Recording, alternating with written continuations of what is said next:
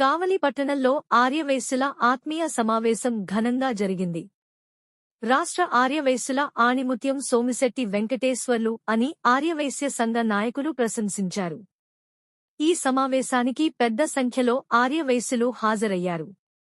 సోమిశెట్టి వెంకటేశ్వర్లు అంటే రాష్ట్ర ముఖ్యమంత్రి చంద్రబాబు నాయుడుకి ఒక ఫ్యామిలీ మెంబర్ లాగా అని తెలిపారు. కావలిలో నిర్వహించిన ఆర్యవైశ్యుల ఆత్మీయ సమావేశంలో సంఘ ఐక్యత, అభివృద్ధి అంశాలపై చర్చ జరిగింది.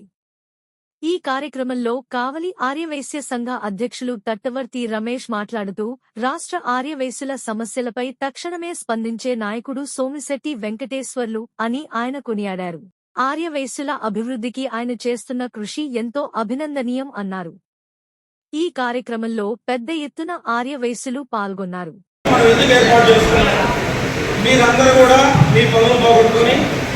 కావలి మండల ఆర్యవైశ్య సంఘం పిలుపు మేరకు మీరు ఇక్కడికి రావడం జరిగింది.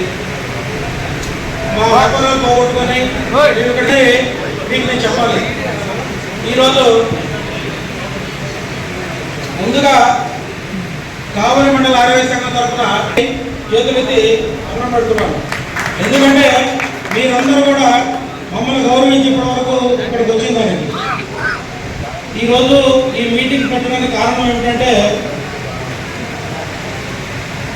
తెలుగుదేశం పార్టీ అధ్యక్షులు, జాతీయ అధ్యక్షులు, మన ముఖ్యమంత్రి నారా చంద్రబాబు నాయుడు గారు ప్రతినిధిగా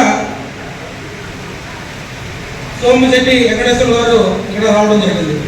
సోమిశెట్టి వెంకటేశ్వర గారు అంటేనే చంద్రబాబు నాయుడు ఫ్యామిలీలో ఒక మెంబర్. చాలామందికి తెలియదు ఆ విషయం.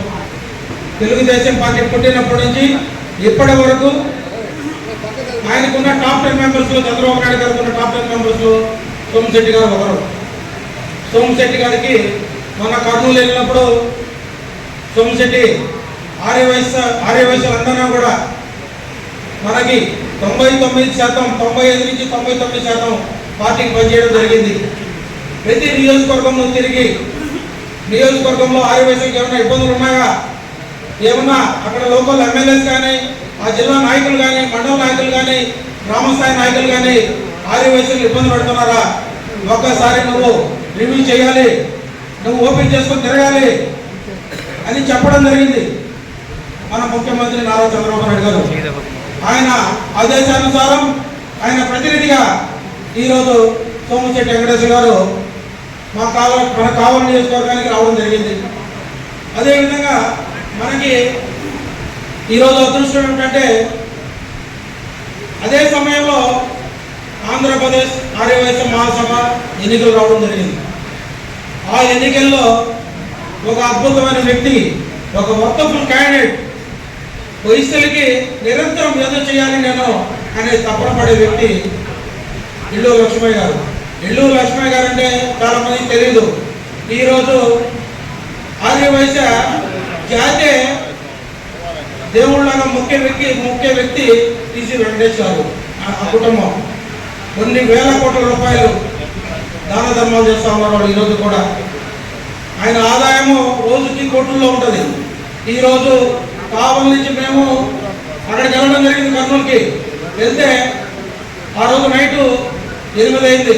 మీరు నైటు ఊరికి వెళ్ళడానికి లేదు, ఉండాలి కర్నూలులో అని మాకు ఫుడ్ రూమ్స్ ఇచ్చి ఇంటికి పోయాక 10 ముఖాలకు ఫోన్ చేసి మళ్ళా కావలి నుంచి వచ్చారు, వాళ్ళు భోజనం చేశారా చేయలేదా అని అడగడం కూడా జరిగింది. అన్ని వేల కోట్ల రూపాయల ఆస్తులు ఉన్నా కూడా ఈరోజు టీసీ గారు అంటే అటువంటి వ్యక్తి.